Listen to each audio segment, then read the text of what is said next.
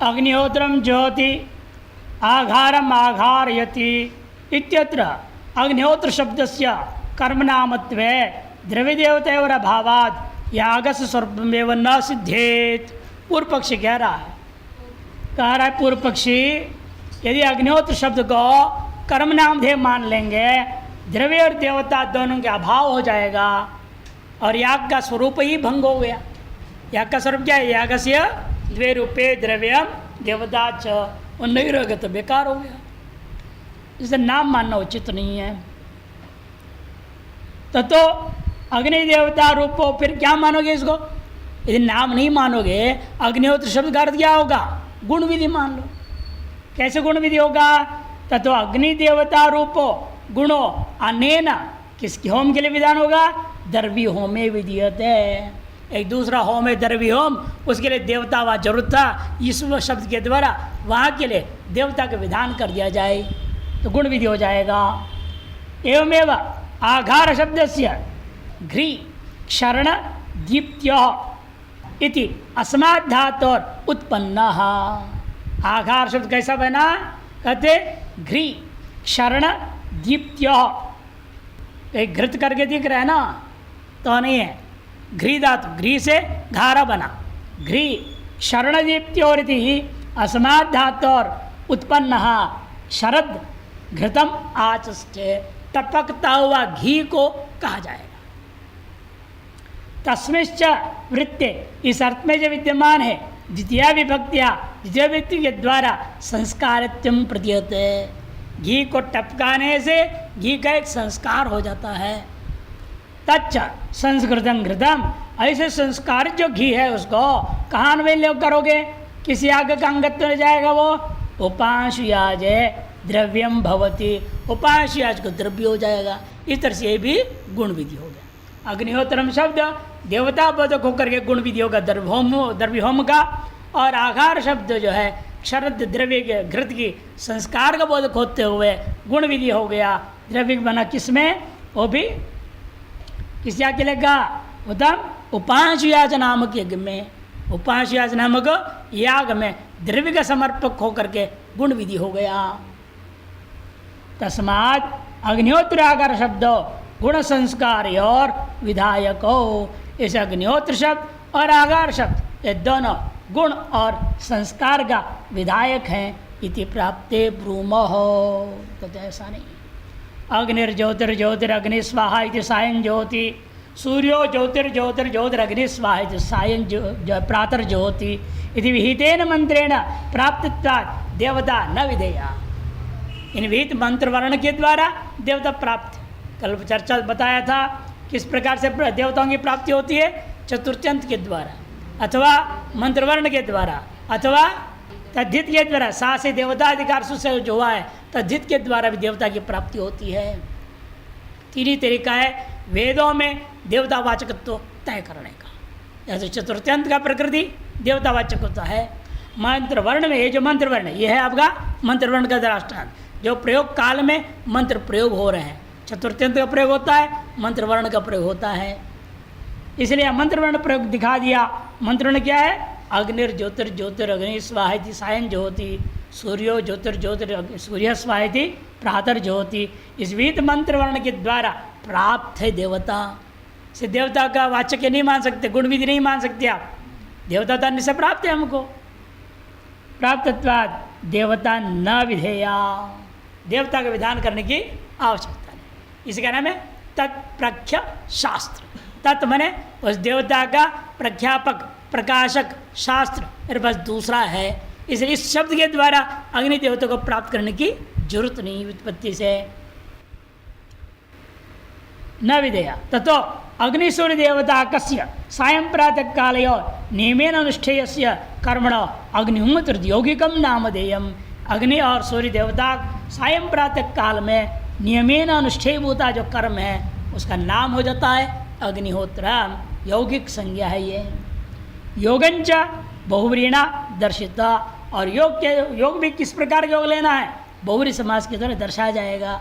अतद्गुण बहुव्री समास, अतद्गुण समिज्ञान बहुव्री समास समझो यहाँ। और आघार की बात करेंगे अभी। चतुर्गृहीतम वा एतदभूत तस्य आघारम आघार्य इत्यनेनैव आज्यद्रव्यस्य प्राप्ततया क्षरघृत संस्कारस्य अविधेयत्वात् चतुर्गृहीतम वा एतदभूत। 4 बार में ग्रहण किया हुआ है। वो आपके तर्क संग्रह पढ़ाते यानी अर्थ संग्रह पढ़ाते हुए टिप्पण में बताया था। वह अलग अलग विधियां हैं। वहाँ पर देखो, चतुर्जुह्वां गृह्णाति प्रयाजेभ्यस्तत्, अष्टौ उपवृत्ति गृह्णाति प्रयाजानुज्याजेभ्यस्तत्, चतुर्ध्रुवायां गृह्णाति सर्वस्मै वा एतद् यज्ञाय गृह्यते। यद्ध्रुवायाम् आज्यं प्रयाजानिष्ट्वा हविंषि अभिघारयति। इस विधि वाक्य टिप्पण संख्या वहाँ 61 था, पृष्ठ संख्या 11 में वर्णन किया है। तो चतुर्गृहीत है, 4 बार में ध्रुवा पात्र में ग्रहण करते हैं घी को। वह घी हमें प्राप्त है द्रव्य रूपेण। इसलिए आघार शब्द से घी की कल्पना करने की कोई जरूरत नहीं। धातु के आधार पर यौगिक अर्थ निकाल के आप घी अर्थ निकालना चाह रहे हो, घी तो पहले से प्राप्त है मुझे यज्ञ के लिए। चतुर्गृहीतम वा एतद् अभूत तस्य आघारम आघार्य, इसके द्वारा आज्य द्रव्य पहले से प्राप्त है। इसलिए आघार शब्द का अर्थ क्षरद घृत ऐसा अर्थ निकाल के संस्कार से अविधेयत्वात्, संस्कार अविधेय नहीं है। अतएव आघार शब्दोपि यौगिकम कर्म नामधेयम। इसलिए आघार शब्द भी क्या है? यौगिकम कर्म नामधेयम, यौगिक कर्म का ही नामधेय हो जाता है। यस्मिन् कर्मणि नैरिदीम दिशम आरभ्य ऐशानीम दिशम अवधिम कृत्वा संतत्या घृतं क्षार्यते तस्य कर्मणा एतन्नाम आघारो याग। हर एक याग के शुरू में आप देखेंगे पंडित लोग करते हैं। शुरू करेंगे कहाँ से? बता दिया, नैऋतिम दिशम आरभ्य, नैऋति दिशा से आरंभ करते हैं। चलते चलते ईशान कोण तक जाएंगे। घी को गिराते हुए जाना है, उसने रुके हुए नहीं जाना है, लगातार गिराते हुए जाएगा। उसका नाम आघार कर्म है, आघार यज्ञ। नैऋतिम दिशम आरभ्य ऐशानीम दिशम अवधिं कृत्वा संतत्या घृतं क्षार्यते। संतत्या निरंतर लगातार घी को गिराते हुए जाएगा। उस कर्म का यह नाम है आघारम। आघारं आघारयति, आघार नामक कर्म। ननु नामधेयत्वे सति उद्भिदे चेत ज्योतिष्ठमने चेत इत्यादि धात्वर्तेन करणेन सामनाधिकरण्याय अग्निहोत्रेण ज्योति इत्यादौ इति आघारेण ज्योति आघारयति इति तृतीया भवितव्यम। यदि अग्निहोत्र ज्योति तृतीया है, आघारम आघारयति द्वितीया है। यदि इनको यज्ञ पर लेना चाहते हो, नामधेय करना चाहते हो, जैसे अन्यत्र आपने क्या देखा था? तृतीया थी। उद्भिदाय जेत दर्श पूर्णमासाभ्याम यजेत, धनगिनी चित्रया यजेत, तृतीय विभक्ति थी। यहाँ भी क्या होना चाहिए? यदि नामधेय करना है तो अग्निहोत्रेण ज्योति आघारेण ज्योति, ऐसा होना चाहिए। यहाँ तो द्वितीय विभक्ति है। पूर्व पक्षी इसलिए आशंका करता है इन नामधेय कैसे हो सकता है। पूर्व में चर्चित जितने भी नामधेय है सब कैसे थे? याग का विशेषण होकर के तृतीयांत थे, तृतीयांत थे। यहाँ भी तृतीयांत होना चाहिए। यह तो द्वितीय है। ये नैष दोष, सिद्धांत के कोई दोष नहीं है। अनुष्ठानात् ऊर्ध्वं धात्वर्स्य सिद्धवत्वाकारेण करणत्वेपि ततः पूर्वम साध्यत्व होने से कर्म संज्ञा भी हो सकता है। अनुष्ठान के बाद में धात्वर्थ का हो गया याग, वो उस करणत्व में अन्वय होगा, तब उसका विशेषण क्या हो जाएगा? ये भी तृतीय हो जाएगा। इसलिए अनुष्ठानात् ऊर्ध्वं धात्वर्थस्य सिद्धत्व आकारेण, धात्वर्थ याग जो है सिद्धत्व आकार होने के नाते कर्णत्वेपि, कर्ण भाव के संपन्न होने पर भी ततः पूर्वम साध्यत्वाकार वक्तुम, साध्यत्वाकार को कथन करने के लिए अग्निहोत्रम आघारम यदि द्वितीया युक्तत्वात्, द्वितीय विभक्ति का कथन करना भी उचित ही है। न चातर द्वितीयानुसारेण व्रीहीन प्रोक्षति इत्यादि इव संस्कार शंकनीय। इन द्वितीय श्रुति के आधार पर जैसे व्रीहीन प्रोक्षति, यह द्वितीय श्रुति है। वहाँ आपने क्या कहा, व्रीहि का प्रोक्षण क्या है, संस्कार है। ऐसे संस्कार कर्म मानो यहाँ पर भी फिर द्वितीया के आधार पर। द्वितीया के अनुसार व्रीहिन प्रोक्षित इत्यादि के समान यहाँ भी संस्कार कर्म ऐसा आशंका न करें कि व्रीहि शब्दवद अग्निहोत्र आगार शब्द प्रसिद्ध द्रव्यवाचकत्व भाव है न। व्रीहि शब्द के समान अग्निहोत्र शब्द या आगार शब्द कोई प्रसिद्ध द्रव्य नहीं है। ये प्रसिद्ध द्रव्य होता उसे संस्कार हम मान लेते, ये तो प्रसिद्ध द्रव्य है ही नहीं, इसे संस्कार नहीं हो सकता। क्रियावाचित्व भगमा, बल्कि हमने क्या माने हैं यहाँ, क्रियावाचित्व। ये क्रिया विशेष है ना, संतति घी का गिराने का नाम क्या है, आघार। इसे उस क्रिया जो कर रहा हूँ, उस कर्म जो कर रहा हूँ, उस कर्म का नाम हो गया आघार। अग्नौ हूयते अस्मिनिति, विग्रह कर रहे हैं अग्निहोत्रम, अग्नयोहोत्रम इति वा अग्निहोत्रम, ऐसे उत्पत्ति नहीं लूँगा, रूढ़ संज्ञा कर दिया उसको। तस्माद अग्निहोत्र आकार शब्दो द्रव्योमोपांशयाजयोर गुण संस्कार विधि विधायिनौ न भवत। इसलिए अग्निहोत्र जो है द्रव्योम का गुण विधि नहीं है, और आगार शब्द जो है उपांश याज का संस्कार विधि नहीं है, ऐसा निश्चय होता है। किंतु वे क्या हैं फिर, कर्मांतर और नामनी, अन्य कर्म के नाम है। अग्निहोत्रम ज्योति क्या है, अग्निहोत्रम जुह्यात् स्वर्ग काम, इससे पहले एक फल विधि है, क्या है, अधिकार विधि प्रयोग हुआ है। अग्निहोत्रम जुह्यात् स्वर्ग काम, उस विधि में जो याग हवन का विधान किया उसके नाम मात्र समर्पण करेगा। अग्निहोत्रम ज्योति ये नाम समर्पक है, वो फल विधायक है, और उत्पत्ति विधि अलग है। वो होम करने के लिए अलग विधि होगा। तीनों अलग अलग विधि होते हैं, फल विधि, उत्पत्ति विधि और विनियोग विधि, जितने भी अंग विधि है और प्रयोग विधि, सब अलग अलग होते हैं। इसलिए जब फल विधि वो है, इसको हम क्या कहूँगा, अग्निहोत्रम ज्योति को उत्पत्ति विधि कहूँगा। फल विद्या कौन है, अग्निहोत्रम जुह्यात् स्वर्ग काम। अतः कर्मांतर का नाम मात्र है। इस प्रकार से तत्प्रख्य शास्त्र न्याय से निर्णय हो गया। तत् माने देवता या द्रव्य, उसके प्रख्य माने प्रकाशक, दूसरा मंत्र शास्त्र हमारे पास उपलब्ध है। अतएव इस अग्निहोत्र शब्द आगार शब्दों को हम नामधेय तय कर दिए। तत्प्रख्याधिकरणम अब आरंभ होता है तद व्यपदेशाधिकरणम। अधिकरण का नाम क्या है, तद व्यपदेशाधिकरणम। कीदृश, उपमान उपमेय भाव से उपदेश हुआ है यहाँ पर। इसे शेन याग में शेन शब्द द्रव्यवाचक नहीं है, याग का नाम है, ये तय करने के लिए आरंभ कर रहे हैं। शेनेनाविचरन् मर्त्य यजेत्येति श्रुतौ गुणः विधीयते पक्षिरूपो नाम वा तस्य कर्मणः।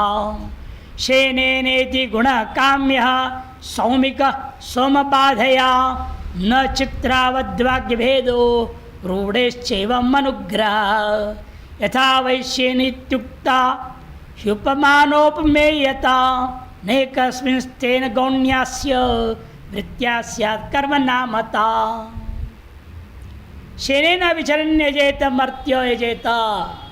मनुष्य जो है शेन नामक याग के द्वारा अभिचारम कर्म करे, अपने शत्रुओं का विनाश कर लेवे। इति श्रुतौ, इस श्रुति में पूछ रहे हैं गुणः विधीयते पक्षी रूप। पक्षी रूपा गुण का विधान किया गया है। वा नाम तस्य कर्मण, उस कर्म का इसको नाम मानी जावे। पूर्व पक्ष कहता है शेने ने तृतीया है सीधा ही दधना ज्योति। दधना ज्योति कर दिया, दही नाम है क्या याग का? अरे दही तो द्रव्य है, स्वाहा करने लायक चीज़ है। उसे यहाँ पर भी है ना, शेने ने तृतीया विभक्ति है, और तृतीया विभक्ति को आपने सर्वश्रेष्ठ अंग विधायक माना है। विनियोग विधि में, विनियोग में सबसे प्रबल क्या माना आपने? दधना ज्योति दृष्टान देकर के अपने कहा तृतीया व्यक्ति सबसे प्रबल है। कर्णत्व बोध रहा है ना, वो दधि रूपी कर्ण से याग का संपादन करे। शेन रूपी और शेन गया पक्षी है, पक्षी तो काट के खाते ही, तो काट के हवन में डाल में क्या आपत्ति है आपको? लोग तो काट के खाते ही है ना पक्षियों को, पशुओं को, मछली को, सबको। तो शेन पक्षी को भी काट के हवन में डालने में क्या आपत्ति हो रही है आपको? शेन पक्षी को गुण विधि, इसलिए शेनेन में तृतीय व्यक्ति को ध्यान में रखते हुए उसको गुण विधि मानना चाहिए, धतराज होती के समान, ये पूर्व पक्षी कहता है। सौमिक सोम बाधया, यदि कोई कहे सौम्य कही ये अंतर्गत आ रहा है, उसकी विकृति में है ये, इसलिए द्रव्य आ जाएगा, सोम द्रव्य वहाँ से आ जाएगा प्रकृति से। नहीं, प्रकृति से प्राप्त सोम द्रव्य को बाध करके शेन रूपी पक्षी से हवन करो। सौमिक सोम बाधया, सौम्याग से प्राप्त जो सोम रूपी लता द्रव्य रूपेण प्राप्त था उसको बाध करके शेन पक्षी रूपी द्रव्य को विनियोग करना चाहिए। अतएव गुण विधि मानो ना। और यदि सिद्धांत एक दिशा है वाक्य भेद दोष हो जाएगा। न चित्रावत वाक्य भेद रूढ़ेश्चैवम अनुग्रह, चित्रा शब्द के समान या वाक्य भेद दोष नहीं होगा, क्योंकि शेन पक्षी रूढ़ है, पक्षी नाम में रूढ़ है। रूढ़ होने के नाते विकल्प की संभावना नहीं है। वहाँ चित्रत्व में विकल्प था, रंग भी है, स्त्रीत्व भी है, उभय विधान करना पड़ेगा, वाक्य भेद दोष होगा, यहाँ कोई समस्या नहीं है। एक तो शेन पुल्लिंग है और शेन पक्ष रूढ़ है, यहाँ विवाद है ही नहीं, संशय है ही नहीं। रूढ़िश्चैवम अनुग्रह, रूढ़ि संज्ञा को मानने से हमारे पक्ष में अनुग्रह अनुकूल ही पड़ता है। तो सिद्धांत के धन नहीं, यहाँ पर उपमान उपमेय भाव कर दिया है।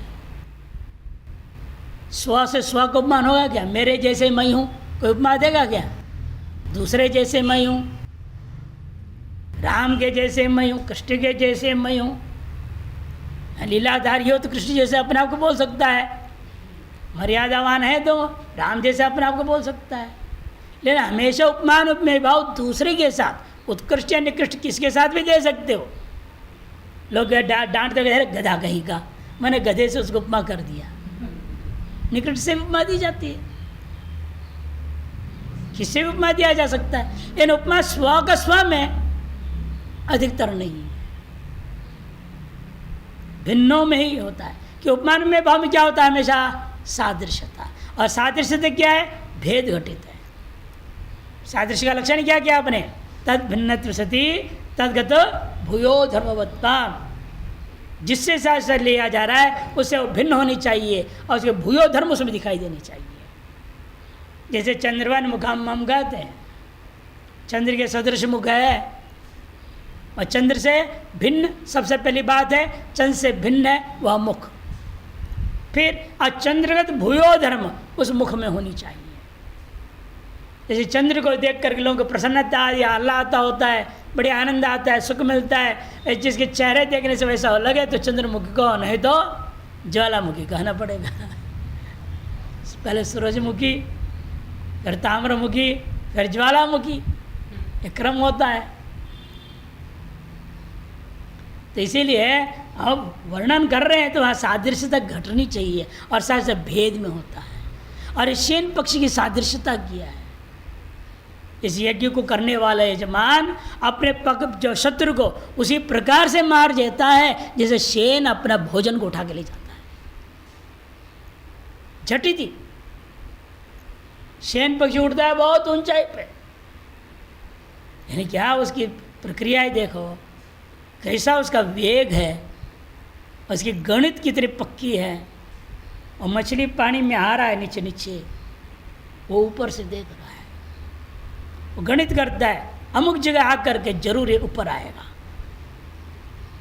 जान रहे तरंग आ रहा है सामने से, कौन सी तरंग आएगा जिसे काट न सकेगा, ऊपर आ जाएगा डर के मारे। जैसे ऊपर आएगा मैं फट इसको पकड़। कितना दिमाग भगवान ने उसको दिया है, जबरदस्त गणित है वो देख रहे कितने ये वेग से आ रहा है, मछली यूं यूं करके आ रहा है, कितने वेग से जा रहा है, और डर के मारे कितना वेग बढ़ेगा, इसका स्पीड बढ़ेगा ना बचने के लिए, और ऊपर भी आएगा वो लहर के ऊपर, अगले लहर में अंदर चला जाएगा। इसी बीच उसको पकड़ना है। और यदि पक्षी की छाया पड़ गया, मछली वहीं डूब जाती, वो समझ लेती है। मछली भी इतनी बुद्धि है कि छाया मेरे ऊपर आ रहा है का मतलब मेरे को खाने वाला आ रहा है। और पक्षी की तरह दिमाग लगाता है मेरी छाया भी उस पर न पड़े और वेग इतनी तेज से जाऊं उसके ऊपर आके डूबने से पहले मैं उठा। वो सादृश्यता दिया है पक्षी का। जैसे पक्षी इस प्रकार से वेग का सारा गणित करके ऐसे आता है और फट उठा के ले जाता है, उसी प्रकार से इस यज्ञ को करने वाले को ऐसा रथ आदि मिलेगा जिससे शत्रु के हर चाल आपको फट मालूम हो जाएगा और शत्रु को दबोच के खत्म करके जीत कर सकते हैं। ये सादृश्यता दिया गया है। मेघनाथ ने की, मेघनाथ ने इसी यज्ञ को किया था, शेन याग। और कहाँ किया था? कश्मीर में किया था, श्रीलंका में नहीं, कश्मीर में किया था याग। वह हनुमान जी जाके उसको ध्वस्त कर दिए, नहीं तो रथ मिल जाता उसे कोई नहीं मार सकता। तो इसलिए कहते देखो शेन याग का वहाँ, इसलिए फिर क्या करना पड़ेगा? उपमा कैसे घटेगा? ठीक है, फल में तो घटा रहे हो, याग में कैसे घटेगा? कहते शेन पक्षी के आकार में यज्ञ मंडप बना देना।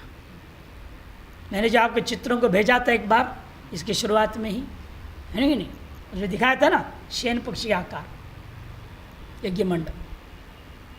ये जो वेदी है वो शेन के आकार में रहेगा। उस आकार में कहाँ कौन सा हवन कुंड रहेगा, कहाँ कौन बैठेगा, सब तय। उससे भी शेन पक्षी का आकार बाल पक्षी लिया जाए, युवा पक्षी लिया जाए, वृद्ध पक्षी लिया जाए, निर्भर होता है शत्रु के ऊपर, कैसे शत्रु को मारना है। उसी के आधार पर शेन पक्षी के आकार वाला वेदी बनता है। इसे इनका कहना है, वहाँ पर उपमा है, देखो यथा वै शेन इत्यादि उक्ता उपमान उपमेयता न एकस्मिन् तेन गौणी अस्य वृत्त्या स्यात् कर्म नामता। स्वयं से स्वयं का एक के द्वारा एक ही में कभी स्व से स्व का उपमान में भाव नहीं होता, भेद नहीं होता है। नहीं एकस्य एकस्मिन्, एक में कभी एतादृश उपमान में भाव नहीं हो सकता। फिर क्या अर्थ लेना है? तेना गौणीयस्य वृत्त्या, गौणी वृत्ति के द्वारा अस्य मने शेन पदस्य कर्म नामता, कर्म नाधेय सिद्ध हो जाता है। शेनेन विचरण निजेत इत्यत्र नामत्वे द्रव्य देवतायोर भावात। पूर्व पक्ष वही कहेगा यदि इसको नाम मान लोगे इसका द्रव्य क्या होगा, उसका देवता क्या होगा, अलग विधियाँ नहीं है, न होने के कारण से याग का स्वरूप ही सिद्ध नहीं होगा। अतः इसको सोमयागे नित्यम सोम द्रव्यम बाधित्वा, सोमयाग में नित्य द्रव्य क्या था? सोमरूपी द्रव्य, उसको बाध करके सोम से स्थाने पक्षी द्रव्य रूपो गुण काम्यो विद्यते। पक्षी द्रव्य रूपी गुण को एक विशेष कामना से संबंध करता हुआ हम विधान करेंगे। विशेष कामना क्या था? अभिचार, शत्रुवध के लिए।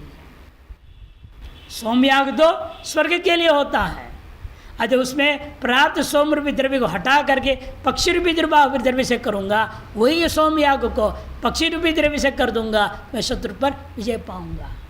इसे विशेष कामना के लिए विशेष द्रव्य रूपी गुण रूपेण पक्षी का विधान कर दूंगा। यही सब कह रहा है पूर्व पक्षी।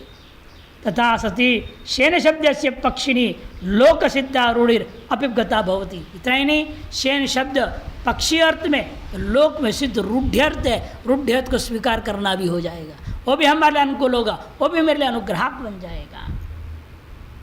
न च गुण विदित्वे चित्रायामी वाक्य भेद आपादितुं शक्य। गुण विधि मान लेने पर चित्रयजित पुष्पिका में जिस प्रकार से वाक्य में दोष दिया था वैसा पापादन नहीं कर सकता है।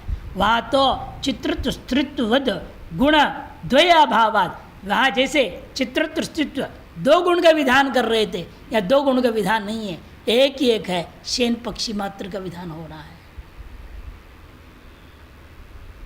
इति प्राप्ते ब्रूमः यथा वैश्येन निपत्या दत्ते एवं अयं द्विषन्दं भ्रातृव्यम आदत्ते यम अभिचरति शेनेन इति। यथा वै शेनो, जिस प्रकार शेन पक्षी निपत्य एकदम झटित वेग से नीचे आ जाता है और फट से अपने आहार को लेकर चला जाता है, एवमेव उसी प्रकार से अयम दिशंतम, यह जो यजमान है, यज्ञ करने वाला, अपने द्वेष करता हुआ जो व्यक्ति है उसको झटित मार के विजय को प्राप्त कर लेगा। भ्रातृव्यम आदत्ते यम शेनेन अभिचरति, जो शेन याग से अभिचरण करेगा। ये पूरा वाक्य मंत्र वहाँ का। वाक्य न उक्त उपमान उपमेय भाव पक्षिणी एकस्मिन् न युज्यते। इस वाक्य के अंदर उक्त उपमान उपमेय भाव एक ही पक्षी में स्व का उपमान में भाव से कथन करना असंभव है। तस्मात् पक्षिण उपमानस्य गुणः उपमेय कर्मणि अस्ति। इसे पक्षी जो उपमान है उसका जो गुण है वह उपमेय रूपा कर्म में घटाना पड़ेगा। इसे गुण क्या है? निपत्य झटिति पकड़ना, वहाँ पर भी झटिति शत्रु को वध करना, बस ये गुण है। पक्षी का गुण को कर्म में घटा देना, इसे कहते गौण वृत्तियाँ नामधेय बना दिया। उपमेय कर्मणि अस्ति इति शेन शब्द से अभिचार करनामत्तम, इसलिए शेन शब्द को या अभिचार रूपी कर्म का नामधेय माना जाएगा। संदंशेन अभिचरण यजेत, गवा अभिचर्यमाणो यजेत, ऐसे भी अभिचार्या शेने यजेत, इस करके संदंशेन अभिचरण यजेत। मत क्या है? संदंशेन संडसिया डाल के स्वाहा स्वाहा करोगे क्या? संडसी होते ना, पकड़, बर्तन पकड़ने वाला, उसका नाम संस्कृत में संदंश। यहाँ क्या करोगे? संदंशेन अभिचरण यजेत, संडसिया लाओ 10-20 और स्वाहा कर दो तो उसे शत्रु मर जाएगा, ऐसा अर्थ करेंगे। गवा अभिचर्यमाणो यजेत, गौ से अभिचरण करता हुआ याग करें। यहाँ पे क्या गौ का हत्या करेंगे? शत्रुवध करने के लिए पहले गौवध करो। तो गौवध से बड़ा पाप है और कोई दूसरा है क्या? और शत्रुवध इतना बड़ा पाप करे, शत्रुवध हो पाएगा क्या? और पाप ही प्रतिबंधक हो जाएगा तुम्हारा विजय में। इसीलिए इन सब स्थलों में हमें नाम मानना चाहिए। शेनेन यजेत में जैसा संदंशेन गवा, ये सब तृतीयांतों को नामधेय मानना चाहिए गौण वृत्ति के द्वारा। इत्यत्र संदंश गो शब्दयोर नामत्वम शेन शब्दवत् द्रष्टव्यम। यथा संदंशेन दूर आदानम आदत्ते, ये संदंश का काम क्या है? यहाँ से उठा कर लो, दूर ले जाना चाहो कहीं भी पकड़ के ले जाओ, जितने दूर जाना उतने दूर ले जाओ। इस संदंश के नाम इसलिए पड़ा, इस सब विचार करने वाले को शत्रु को उठा के बहुत दूर फेंक देगा, वो दूर कर देगा, शत्रु हमेशा के लिए दूर हो जाएगा। ये सादृश्यता है वहाँ। वैसे दूर आदानम, दूर आदानम, दूर में ले जा करके पकड़ लेना या फेंक देना, ये सब लाभ है वहाँ। यथा गावो गोपायंती थी, वाक्य शेषाभ्याम उपमान उपमेय भाव अभिधाना। जैसे वो उपमा दिया संदंश जो है का उपमान में भाव, संदंशेन दूर आदानम आदत्ते, ये क्या है? यथा संदंश की दूर ले जाया जाता है, उसी प्रकार जैसे गौ के लिए उपमा दिया, यथा गाव गोपायंती थी, जैसे गौवें स्वाश्रित को पूरी रक्षा करते हैं, दूध देते हैं, गोबर देते हैं, है ना, गौमूत्र देते हैं, हर तरह से उनको उद्धार कर देते हैं। और अभी अभी कुछ वैज्ञानिक लोग मानने लगे हैं ब्लड प्रेशर की बीमारी का सबसे बढ़िया दवा यदि है गौ है। क्या करना पड़ेगा?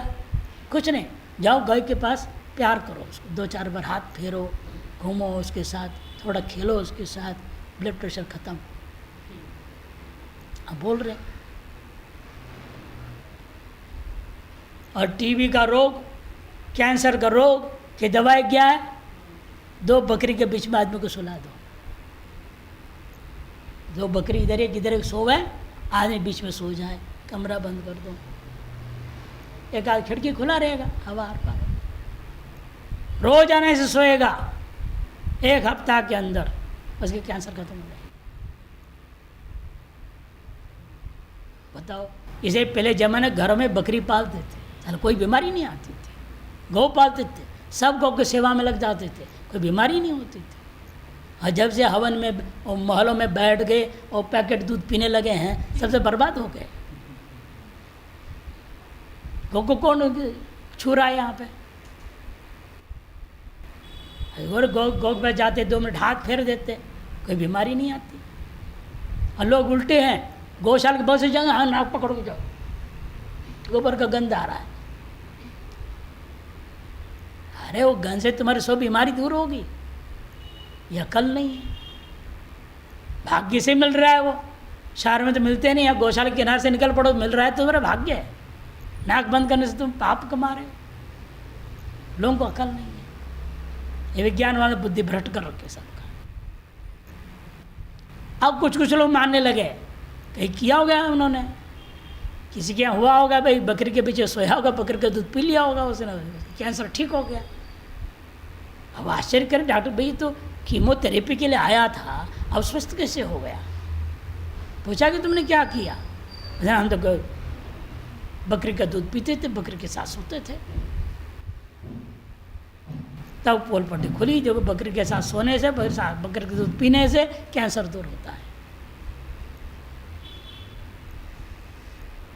इसे अनादिकालीन परंपराओं में जो चीज़ें थी वो बहुत सोच समझ के ऋषियों ने एक परंपरा डाली हुई थी, जिससे आदमी स्वस्थ रहे और सब कुछ अच्छा, पौष्टिक आहार, पौष्टिक चीज़ें होती थी हर चीज़।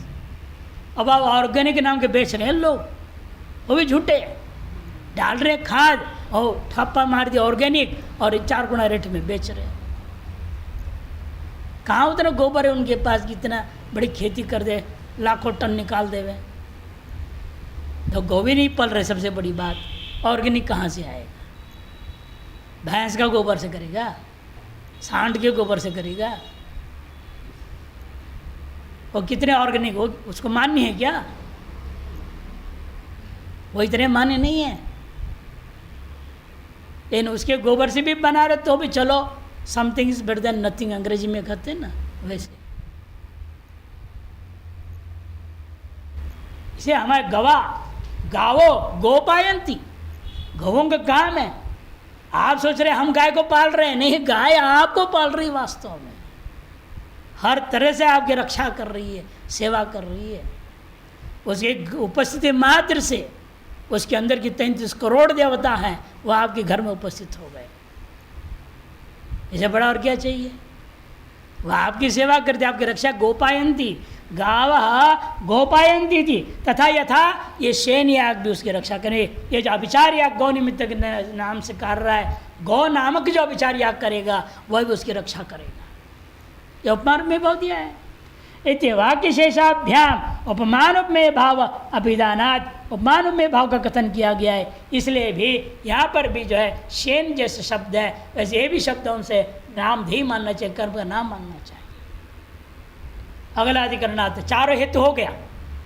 मत्वर्थ भयात हो गया, वाक्यभेद भयात हो गया, तत्प्रज्ञ शास्त्रात् हो गया, तद्व्यपदेशात् ये भी हो गया। 4 हेतु जो नामकरण के लिए आवश्यक है, उसकी व्याख्या के 4 अधिकरण हो गए। और पहले एक सामान्य अधिकरण का नाम दिया अधिकरण, 5 अधिकरण हो गया। अब आरंभ आ रहा है 6ठा अधिकरण है। इस अधिकरण का नाम है वाजपेय अधिकरण। वाजपेय अधिकरण आरंभ होता है। यजेत वाजपेयेन स्वराज्यार्थित्यसौ गुणः नाम वा गुणता तंत्र योगाद् गुण फलद्वये साधारण यजे कर्म कर्णत्वेन तंत्रता त्रिकद्वयं विरुद्धं स्यात् तंत्रतायां फलं प्रति उपादेय विधेयत्व गुणत्वाख्यं त्रिकं यजेः उद्देश्यानुक्ति मुख्यत्व त्रिकं तस्य गुणं प्रति त्यक्त्वा तंत्रं तदा वृत्तौ वाक्यं भिद्येत तेन सह वाजपेयेति शब्दोपि कर्म नामाग्निहोत्रवत्।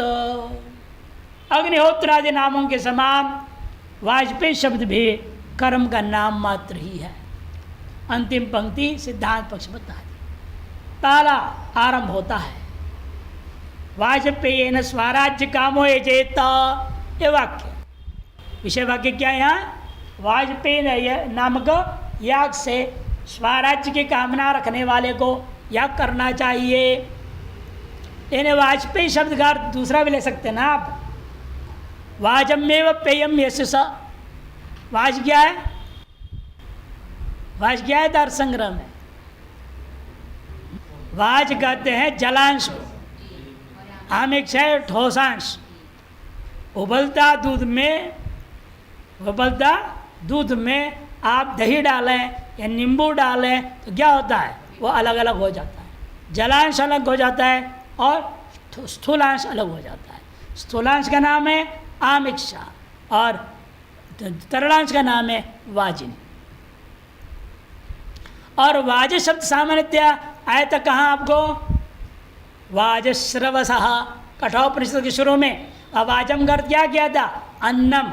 अन्नदान के द्वारा यश को पाया व्यक्ति का नाम वाजश्रवा था। इसे वाज का अर्थ अन्न है।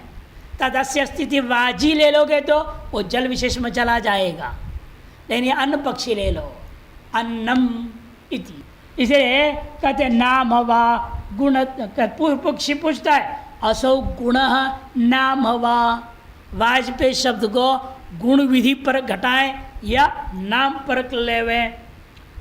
पूर्व पक्ष तो गुणता से आते। क्यों? तंत्र योगात गुण फल द्वये। तंत्र के माध्यम से हम गुण पर भी घटाऊंगा, फल पर भी जोड़ दूंगा, दोनों तरफ जोड़ दूंगा।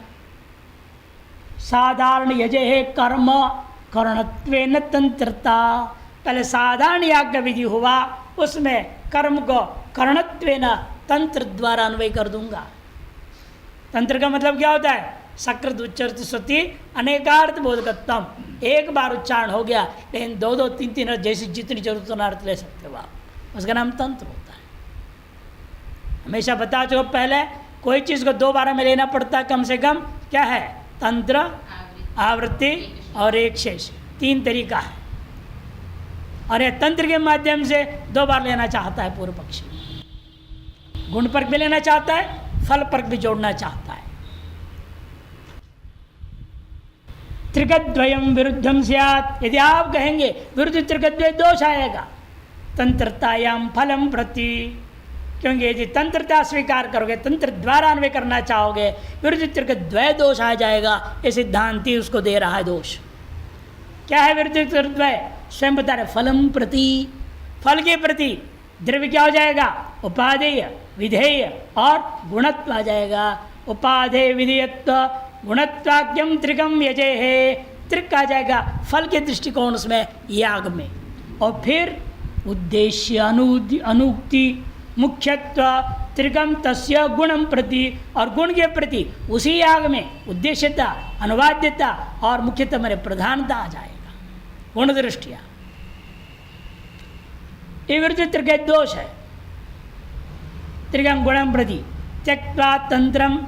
यदि कहो चलो फिर तंत्र से हम नहीं लेंगे, आवृत्ति कर देंगे दो बार आवृत्ति कर लो। क्या था वाक्य?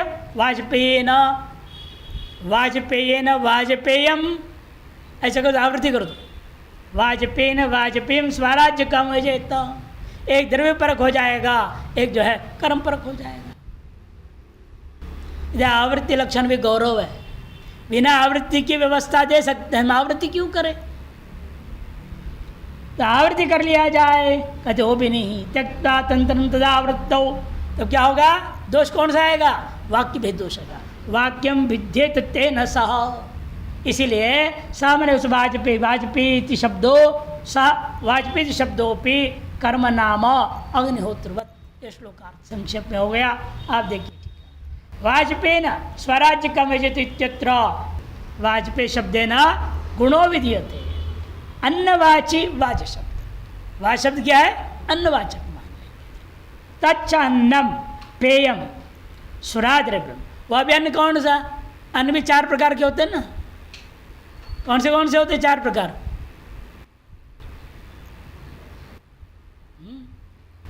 चारों प्रकार खाने में तो माहिर है हर आदमी, इन चारों का नाम भी याद नहीं है। भक्ष्य, चोष्य, लेही और पेय। चबा के जो खाते हैं वो चर्बी या भक्ष्य बोलते हैं, चबा के खाने वाला। भक्षण करो, चबा चबा के खाना। चर्वी भी बोलते, चरवण करके अंदर लेना, चर्वी या भक्ष एक ही है वो। दूसरा होता है चोष, आम चूस चूस के ले रहे हैं ना, खा रहे हैं ना, चोष चूसना। तीसरा है लेह्य, चटनी आदि जैसे ना, लेह्य होता है। और पीना, पेय, ये 4 प्रकार से लिया जाता है। और या कौन सा अन्न लेना है, साथ में पेय शब्द जुड़ गया है, अर्थात कोई तरल पदार्थ ही लेनी पड़ेगी। तरल पदार्थ क्या होगा, अभी भी पूर्व पक्षी देखो दारू को ही ले रहा है, सुरा, अरे पानी लेता, दूध लेता, घी लेता है। अब पूर्व पक्षी है ना, वो थोड़ा तमगुणी है, तभी पूर्व पक्षी है वो बेचारा। तो इसलिए वो कहता है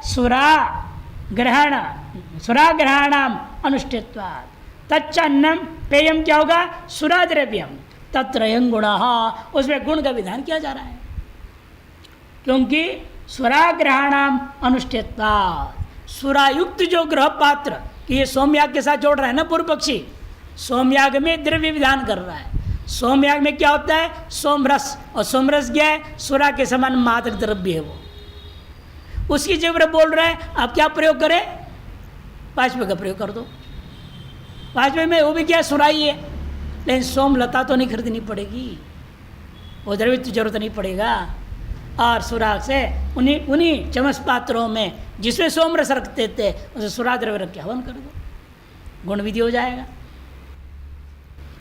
सुराग्रहणाम अनुष्ठित्वात् ननु गुणत्वे वाजपेय गुणवत्ता यागेन स्वराज्यम भाविदिति एवं मध्वर्त लक्षणा प्रसज्यत। यदि हम गुण परक मानोगे, मध्वर्त लक्षणा करनी पड़ जाएगी। ये सोमेर में आपने किया ही है, समवता यागे ने जेता, वहाँ का अगतिक गति था, यहाँ अन्य गति हो रहा है, तो हम क्यों उसको ऐसा करें, मध्वर्त लक्षणा करें। मध्वर्त लक्षणा करनी पड़ जाएगी और कहना पड़ेगा वाजपेय गुणवत्ता यागेन स्वराज्यम भावयेत् इत्येवं मध्वर्त लक्षणा प्रसज्येत।